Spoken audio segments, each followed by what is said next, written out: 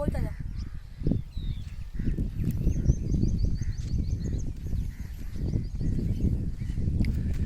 Hi guys, welcome back to Tata colony beach.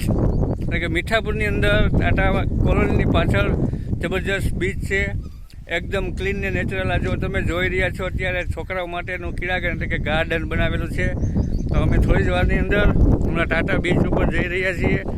ત્યાંથી જવાનો રસ્તો છે. પાછળ અહીંથી આખું ટાટા નગર છે, પાછળ ટાટા કોલોની છે, સરસ મજાના ઝાડવા, દરિયામનો બીચ. તમે જુઓ આગળ બીચ દેખાય છે, આખો સમુદ્ર, દરિયો, એકદમ ક્લીન પાણી, નેચરલ બીચ, ટાટા બીચ. આ જો છોકરાઓ માટે બધું બેસવાનું, રમવાનું, આ બીચ આવી ગયો.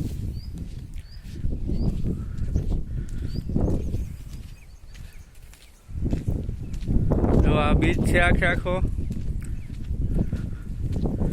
અહીંયા તમને નાના મોટા શંખ, છીપલા, બહુ બધી વસ્તુ અહીંયા તમને દરિયાના પાણીની અંદર જે આવે છે એ તમને જોવા મળી જશે અહીંયા. આ જુઓ તમે, આ બીચ આવી ગયો.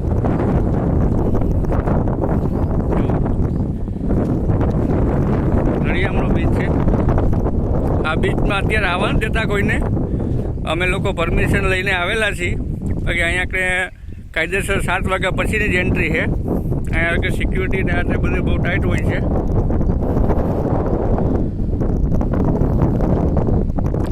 સમુદ્ર જ છે સામે, સીધું ડાયરેક્ટ બોર્ડર આવી જાય બીજા દેશની. આખો દરિયો જ છે. જો સરસ મજાનો આ બીચ. અમે અત્યારે આ બીચ ઉપર તમને નજારો બતાવી છીએ.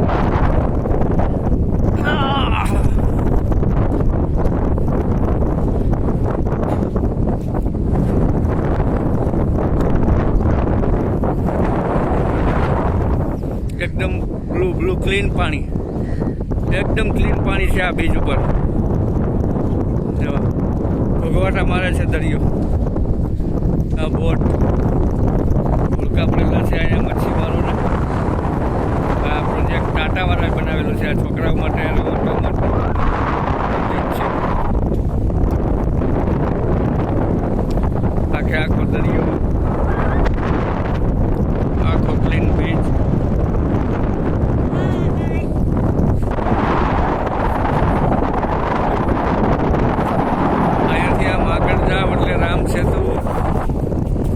સેતુ બીચ, જે સેતુ બીચ બનાવેલો છે આ સાઈડમાં આવે આગળ સુદર્શન સેતુ.